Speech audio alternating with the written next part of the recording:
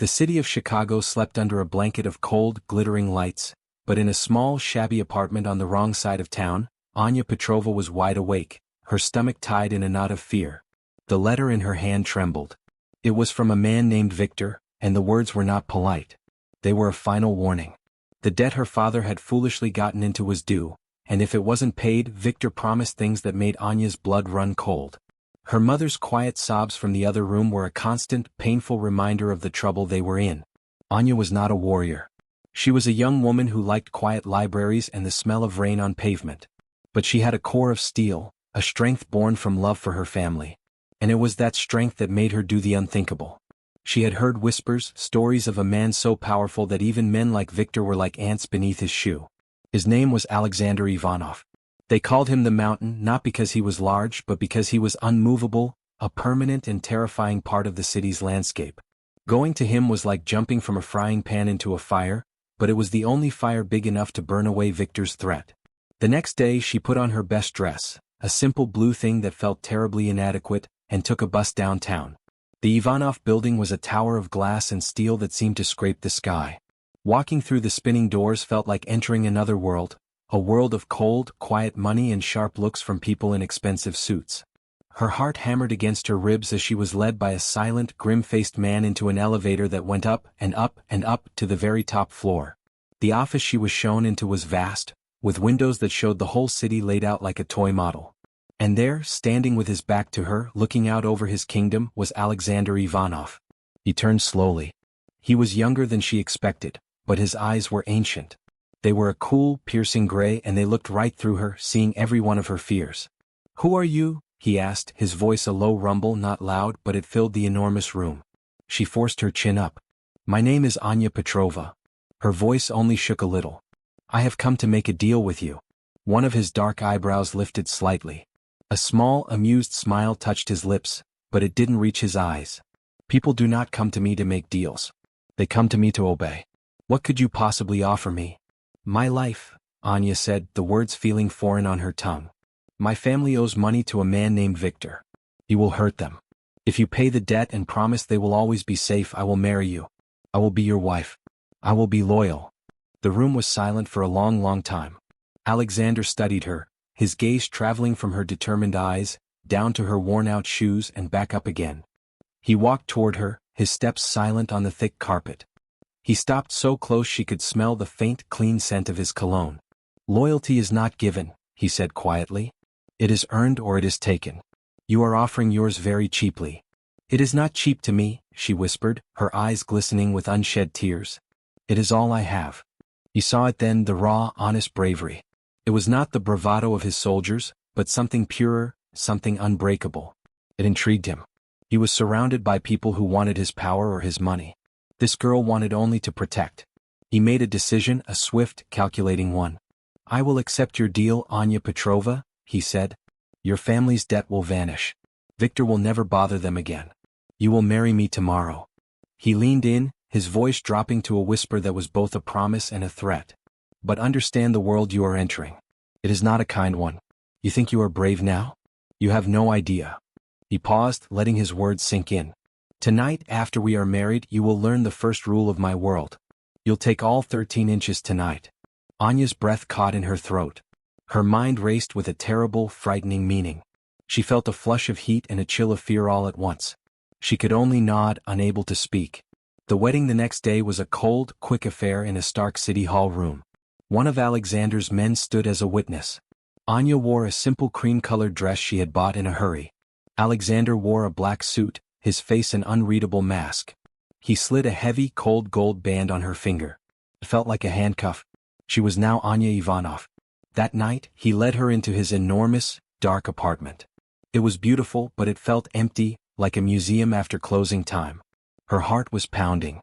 She stood in the middle of the living room, waiting, terrified of what 13 inches meant. Alexander walked over to a wooden case on the wall. He opened it and took out a long, sharp hunting knife. The steel blade glinted in the dim light. It was terrifying. He walked back to her and held it out, handle first. "This," he said, his voice flat. "This is the 13 inches. Anya stared at the weapon, confused and still afraid. "You will sleep with this under your pillow," he commanded. In my world, danger does not knock on the door. It slips through the cracks. Your safety is your own responsibility first. If you cannot handle this, if you cannot take the constant threat, the reality of what I am, then you will not survive. This is your first lesson. Strength. He turned and walked away, leaving her alone in the vast room, holding the cold, heavy knife. He did not come to her room that night. Anya lay in the big, soft bed, her hand under the pillow, her fingers wrapped around the handle. She was not holding a weapon, she was holding the heavy weight of her new life. The fear was still there, a cold knot in her stomach, but as she lay there in the dark, a new feeling began to grow alongside it, a fierce, burning determination. She had saved her family. She had taken the first step. And as scary as it was, she would not run. She would learn to be strong. She would learn to survive. The days that followed Anya's wedding settled into a strange and quiet rhythm, a world of unspoken rules and watchful eyes. The enormous apartment, with its floor-to-ceiling windows and expensive, uncomfortable furniture, became her gilded cage. She and Alexander moved through it like two planets in separate orbits, occasionally passing in the hallway or sharing a silent, formal meal at the long dining table. He was always polite, always distant, his gray eyes giving away nothing. He provided her with everything she could possibly need, new clothes, books, anything she mentioned liking, but he gave her none of himself. Anya, however, was not one to simply sit and be decorative. Her bravery, which had been a desperate flame, now settled into a steady, determined glow. She began to explore her new world, not with fear but with a quiet curiosity. She noticed things. She saw how the men who worked for Alexander, men with hard faces and rough hands, would sometimes look at him not just with fear, but with a deep, unwavering respect. She overheard snippets of phone calls where he would arrange for a doctor for a soldier's sick child or ensure a widow was provided for. These were not the actions of a monster, they were the actions of a leader, a provider. This was a side of the mafia boss the outside world never saw. Her first real test came one afternoon about a month into her new life. She was in the library pretending to read, when two of Alexander's men, Pavel and Stefan, came into the adjacent room, not realizing she was there. They spoke in low, urgent Russian, a language Anya was slowly starting to pick up. She heard Victor's name and her blood went cold. Then she heard the words docks and midnight. They were planning a move against Alexander, a strike at a shipment, thinking he would be distracted and weak because of his new wife. A cold dread washed over her, followed by a surge of protective anger. Victor was not just a threat to her old life. He was a threat to her new one, to the man who, despite his coldness, was her husband. She didn't know what to do. If she was wrong, she would look like a fool. If she was right but handled it poorly, she could make things worse. She waited until she heard Alexander return to his study. Taking a deep breath, she walked to his door and knocked. He was at his desk, surrounded by papers. He looked up, his expression one of mild surprise. She never disturbed him. "Anya? What is it?" She clasped her hands in front of her to keep them from shaking. "I was in the library," she began, her voice quieter than she wanted. "I heard Pavel and Stefan talking. They mentioned Victor. They said something about the docks. Tonight at midnight." Alexander's face went perfectly still. He didn't yell or look angry. He simply stared at her, his gaze intense as if he were seeing her for the very first time. "You understood them?" "A little," she admitted. "I've been listening." A long, heavy silence filled the room. He leaned back in his chair, his eyes never leaving her face. "Why are you telling me this? You got what you wanted. Your family is safe." The question hung in the air. It was the heart of everything. Anya met his gaze, her own bravery surprising her. "You are my husband," she said simply. "This is my home now too." That was all. She didn't declare love or loyalty. She stated a fact. And in that moment, something in Alexander's carefully constructed armor cracked. He gave a short, sharp nod. "Thank you, Anya. I will handle it." And he did. He didn't ask how she knew or doubt her. He trusted her word completely. That night, Victor's men walked into a trap at the docks. There was no battle, only a swift, efficient display of Alexander's power. The message was sent. He was not distracted and his wife was not a weakness. The next evening, everything was different. When Alexander came home, he didn't retreat to his study. He found Anya reading on the sofa. He sat down in the chair opposite her. "The matter is settled," he said. Then he began to talk. He didn't talk about business or threats. He talked about his childhood, about coming to Chicago as a boy who spoke no English, about the slow, difficult climb to build something that could not be easily torn down. He spoke of the weight of command, the loneliness of it. He spoke for over an hour, and Anya just listened, her heart aching for the lonely boy inside the powerful man. When he finished, it was late. The city lights twinkled outside the windows. He stood and offered her his hand. "Come," he said. She took it, his grip warm and sure. He led her not to her bedroom but to his. He walked to the side of the bed where she had been sleeping and reached under her pillow. He pulled out the 13-inch knife. He held it in his hand, looking at it for a long moment before placing it on the nightstand. "You don't need this anymore," he said, his voice low and certain. "From now on, I will be the one to protect you." He didn't say anything else. He didn't have to. The gesture was more powerful than any words. The wall between them had not just cracked, it had crumbled into dust. That night, for the first time, Anya Ivanov did not go to sleep alone, and the space under her pillow remained empty, a silent promise of a new beginning. The peace that settled over the apartment after the night at the docks was a warm, living thing. The silence was no longer cold and empty, but comfortable and shared.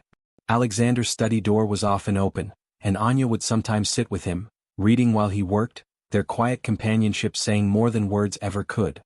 He began teaching her things, not just Russian but the subtle language of his world, how to read a person's intentions in the flicker of an eye, how to listen to the whispers of the city. He was no longer just her protector. He was her teacher, and she was a quick and eager student. The knife remained on the nightstand, a relic of a past life, its purpose forgotten. But outside their sanctuary, a storm was brewing.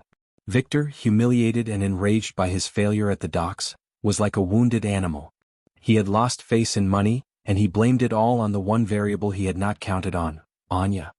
He saw her not as a person, but as a symbol of Alexander's unexpected change, a perceived softness he was determined to exploit. He would not attack the lion in its den. He would target what he foolishly believed was its new, tender heart. Anya, feeling more secure, had begun taking walks in a nearby park during the afternoons, always with two of Alexander's most trusted men a discreet distance away. It was her one small taste of freedom, a way to feel the sun on her face and remember a life outside of towers and bodyguards. She was thinking of Alexander, of the way his eyes crinkled at the corners when he truly smiled, a sight reserved only for her, when she felt a sudden shift in the air. A black van pulled up to the curb, its doors sliding open with a harsh, metallic sound. Her training kicked in before the panic could. She didn't freeze. She dropped the book she was carrying and turned to run, a scream for Pavel and Stefan already forming in her throat. But they were already moving, their hands going to their weapons, their shouts cutting through the peaceful afternoon. Chaos erupted. There was a struggle, loud and violent. Anya didn't just cower, she fought. She remembered a move Alexander had shown her, a sharp, brutal strike to a sensitive area, and she used it on the first man who grabbed her arm, making him grunt and loosen his grip just enough for her to break free. At that very moment, another car, Alexander's black sedan, screeched to a halt, blocking the van's path. He had felt a primal unease all day, a gut-deep knowing that something was wrong. He had dropped everything and come. He emerged from the car not like a businessman, but like a force of nature, his face a mask of cold, terrifying fury. The fight was short and brutal. Alexander moved with a precision and ferocity that was shocking to see. He wasn't fighting for territory or money, he was fighting for her. When it was over, Victor's men were subdued, and the threat was finally, completely erased. Alexander strode to Anya, his eyes wild with a fear she had never seen in them before. He didn't ask if she was okay. His hands came up to cradle her face, his touch surprisingly gentle despite the adrenaline coursing through him. He searched her eyes, his own filled with a raw, terrifying love. "I was wrong," he said, his voice rough with emotion, the words torn from him. "So wrong. I thought strength was in being hard, in being feared. I told you to take 13 inches of cold steel." He shook his head, his thumb stroking her cheek. "But your strength, your bravery to walk into my world, your cleverness to warn me, your heart to stand and fight today, that is the real strength. You are the strongest person I have ever known, Anya. You are my strength." Tears welled in Anya's eyes, but they were tears of relief and love. She reached up and covered his hands with her own. "You asked me why I warned you about Victor," she whispered. "I told you it was because you are my husband. But that wasn't the whole truth. I did it because I was falling in love with you, Alexander. Not with the powerful boss but with the man who is secretly kind, and who was so lonely. I love you." There, in the aftermath of the violence, with the city swirling around them, They sealed their promise not with a kiss, but with a forehead resting against another, a silent vow passing between them. The deal was over. The real marriage had begun. Back in their home as the sun set, painting the sky in hues of orange and purple, the final piece of their old life was put away. Alexander picked up the 13-inch knife from the nightstand. He didn't look at it with pride or nostalgia. He opened the wooden case and placed it back inside, closing the lid with a soft, final click. He would always be a man of power, and his world would always have its dangers, but the weapon under the pillow, the symbol of fear and distance, was gone forever. It was replaced by something far more powerful, something that could not be measured in inches. The unbreakable, trusting love between Alexander and Anya, a love that had turned a contract into a destiny, and a gilded cage into a real home. If you were swept away by the story of Alexander and Anya, if you felt the tension of their dangerous world and the warmth of their powerful love, then you won't want to miss what comes next. Our channel is filled with tales of fierce passion, brave hearts, and love that conquers all. Subscribe now and join us for the next unforgettable romance.